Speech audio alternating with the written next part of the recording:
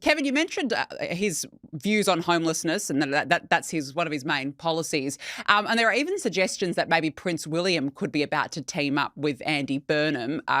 In 2023, Prince William actually launched Homewards to demonstrate homelessness can be ended, and Burnham actually supported the Prince and his Royal Foundation through the launch. Should Prince William bond with Andy Burnham or stay as far away as he can? Well, I'd advise the latter, but I suspect they may well forge some kind of a pact. I mean, no politician's going to say, I'm against solving homelessness. I don't want to do anything about rough sleeping. Of course they do. And so Prince William, as the royals tend to do, is a massive do-gooder causes. Tackling homelessness is one of them. And if he can forge some kind of pact with the Prime Minister, I'm sure that they will. None of it really will amount to much more than a hill of beans. I mean, it won't mean anything. Homelessness won't be solved.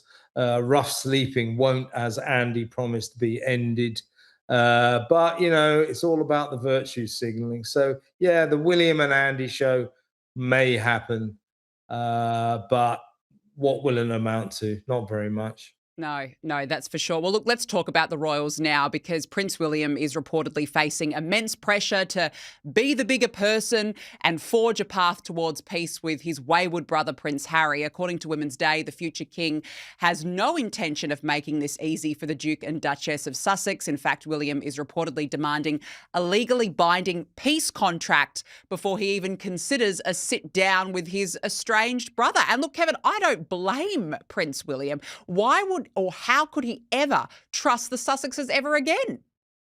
Yeah, there isn't going to be a peace contract. He's not demanding a peace contract. What he's demanding is that he never wants to see his brother again. Neither William nor Catherine, the Prince and Princess of Wales, even want to be in the same postcode as Harry and Meghan. They particularly despise Meghan, and they don't like what Harry has become since he teamed up with Ms. Markle. So the feud between the sibling rivalry, the brotherly feud between William and Harry, I think is insoluble. I don't think there is ever going to be a deal. In fact, Harry and Kate were, or rather, sorry, William and Catherine were furious that the king even entertained them when they came back to Britain last week. I mean, the king, Camilla can't stand it. All of the royal family, including the king, absolutely detest Meghan. They believe that she's ruined Harry, and they no longer like Harry. William just doesn't want to know him anymore. So all this talk of, there's going to be some kind of peace pact. There's been talking. William and Harry have not been talking. That's not true. And they're not going to talk. As far as William is concerned, that interview with Oprah, his spiteful little book, Spare, in which he trashed the entire royal family. Don't forget, in the interview with Oprah, he basically called the royal family racists. So did she. Yeah. This is unforgivable. There's no forgive and forget after what Harry's done. Harry is naive, immature, and not very bright. He believes in the dimness of his mind, of his intellectually challenged mind, that he can surmount all of these problems and they can, reforge the lives they once enjoyed. And then that he and Meghan can, in fact, have that half in, half out royal lifestyle. In other words, coming to Britain, doing a few royal functions, opening a few libraries, cutting a few ribbons, all that stuff they do, and then going back to America to earn money. That was the half in, half out system that the late, great Queen Elizabeth II specifically banned. She said, you're either in or you're out. There's no halfway house. Harry is obsessed with getting that halfway house. The king, soft-hearted soul who just wanted to see his grandchildren, Archie and Lilibet. I think he probably would go along with some kind of arrangement, allowing them to and fro between the two countries.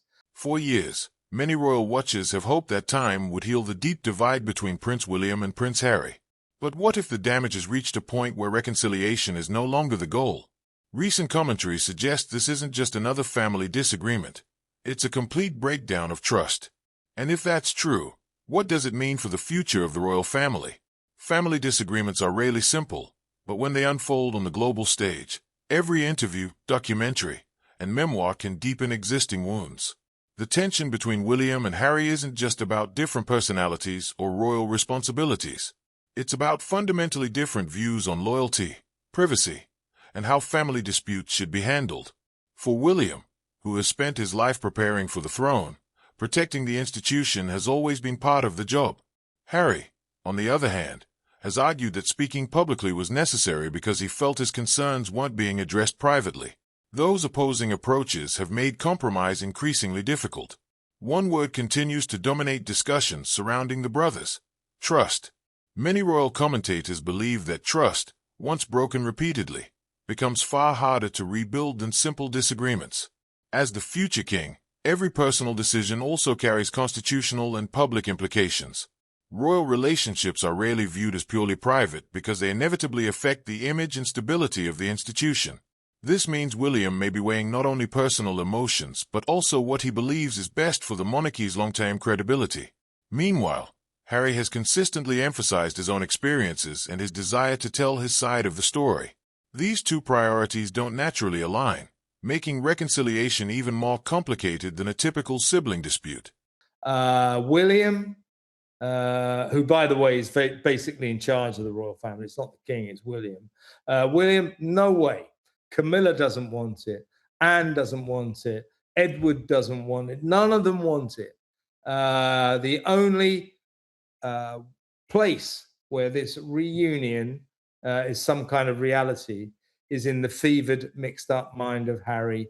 It's what he desperately wants because he's come to realize his American life is a disaster. He's obsessed, by the way, right now with the fact that polls are revealing that Americans have really fallen out of love with Harry and Meghan. Well, Harry, I've got bad news for you. So have Brits. So he's obsessed with trying to get back some of the life he used to enjoy.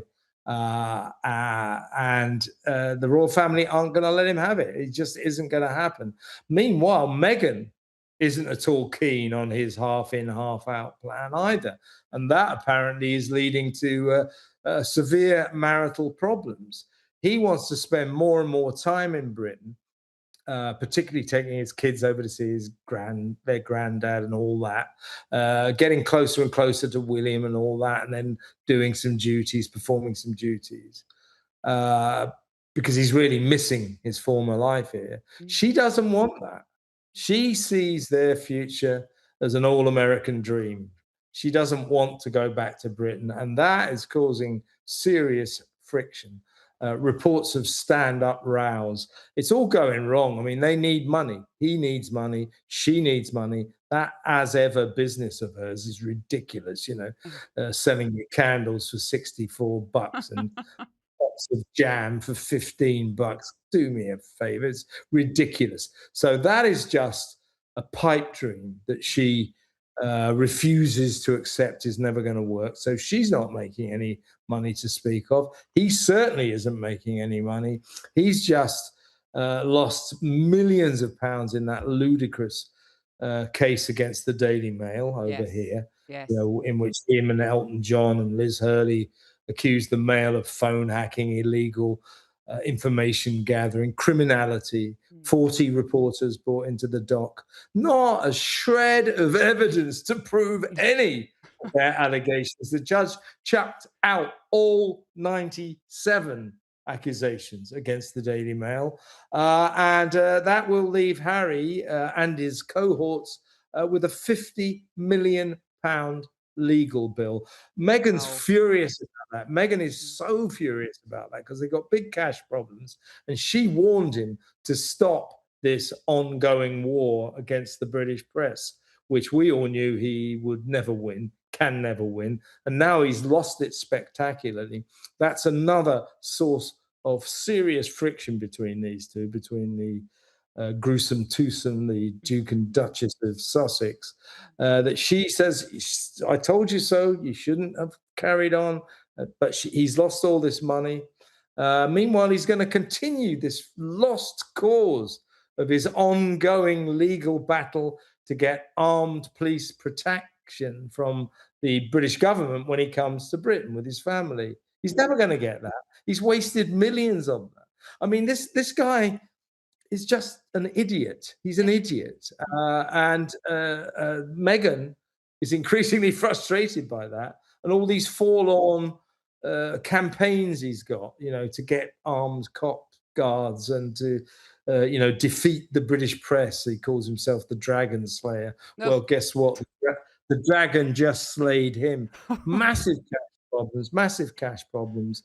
He keeps spaffing money. And you know that phrase, Danica? Yeah. When money walks out of the door, love flies out of the window. That relationship is in trouble on a number of levels. But when there's no cash in the house, there's rarely happiness. No, you're absolutely spot on. And you're right. I mean, the spare, he lives in this delusional land, and you described it as not bright, and he is very low IQ.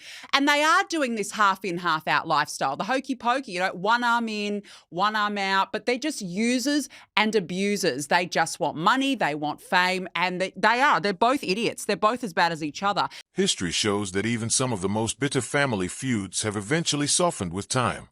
Major life events, changing responsibilities, and the passing of years can sometimes reshape relationships in unexpected ways. While current commentary paints an extremely bleak picture, the royal family has experienced dramatic shifts before. Public certainty about permanent divisions has often been proven wrong by events that no one predicted. That doesn't mean reconciliation is inevitable, but it does suggest that royal history has a habit of surprising even its closest observers. For now, the relationship between Prince William and Prince Harry appears to remain one of the deepest unresolved stories within the modern monarchy. Whether this divide lasts for years or eventually gives way to quiet reconciliation may depend on something far more valuable than public statements: restored trust. Share your thoughts in the comments below. If you enjoyed this analysis and want more balanced coverage of the royal family's biggest stories, don't forget to like, subscribe, and turn on notifications so you never miss our next video. And you mentioned the Oprah interview. And before we let you go, Kevin, I just want to play you a little bit of this, because Oprah Winfrey has revisited that infamous 2021 Sussex interview. Here she was speaking to Vanity Fair. I've always valued independence. I've always been outspoken, especially about women's rights. I mean, that's the sad irony of the last 4 years, is I've advocated for so long for women to use their voice. And then I was silent. Were you silent or were you silenced? The latter. Okay, very nice. I don't think I've done it since. I don't know where the hell that came from. Whoop. Okay. I wanted to be clear because was she silenced? Were people telling her not to talk? That's why I said that. I said it for clarification, because I didn't want later to hear, well, no, it wasn't that. It really was that I was silenced. They wouldn't let me talk. So it was all for clarification. So, Kevin, she says it was all for clarification, but in that interview, she didn't push back at all. But it almost seems to me as now she's trying to walk away from that interview. How did you perceive that? I think she's been haunted, old Oprah. I mean, it made me laugh over in America. I used to live in America, and shall we say, they have a different worldview to those of us in Europe and in your great country, Australia, as well. And they all think that Oprah is the greatest journalist who ever drew breath. Well, we watched that interview with Harry and Meghan. Was it an interview? It wasn't very good journalism. That's for damn sure. Oh, there are racists in the royal family. Yeah, any chance you could ask who they are, Oprah, or just going to leave it at that? And do you remember when Meghan, leveled that appalling accusation that members of the royal family had speculated when she was pregnant with their first child, with Archie, what color the baby would be. Yes. And Meghan and Oprah reeled back in horror. They did what? Mm. As if this was absolutely the worst kind of racism you could possibly imagine. That's not racist. It's not racist at all. Mm. I've got friends who are mixed race. One partner is a person of color, the other white. And one of my friends, they had a sweepstake on what cut the families, both families had a sweepstake on what color the baby would be. That isn't racist. So she didn't push back, or she didn't further inquire when Meghan alluded to interesting things like, oh, the royals are racist. Which royals are racist? In what way are they racist? Oh, you say that they speculated on what color your baby might be. Why do you think that's racist, Meghan? None of that. Instead, she went, they did what? So I think what Oprah is trying to do with this Vanity Fair interview is to somehow excuse what was an excuse for an interview. I mean, it produced good, obviously it produced a worldwide reaction. And the way those two were talking was compelling, but it could have been a lot better if Oprah had interviewed them properly, which she didn't. So that's what I think she's trying to do here. She's trying to say, no, it wasn't a bad interview. That's why I was doing this, and that's why I didn't do that. No, Oprah. It was just a bad interview. Yeah. She was protecting her friends at the time, whether or not they're still close. Who knows in this weird and wonderful world of the Sussexes? Apparently not. Apparently, Oprah and the Sussexes are no longer close. Well, there you go. I mean, I'm not surprised. They've isolated everybody in their lives because, they do live in this bizarre parallel universe. Kevin O'Sullivan, it's been an absolute pleasure to speak with you. Thank you so much for joining me on Danica Goes Global. Really appreciate it. You're very welcome, Danica.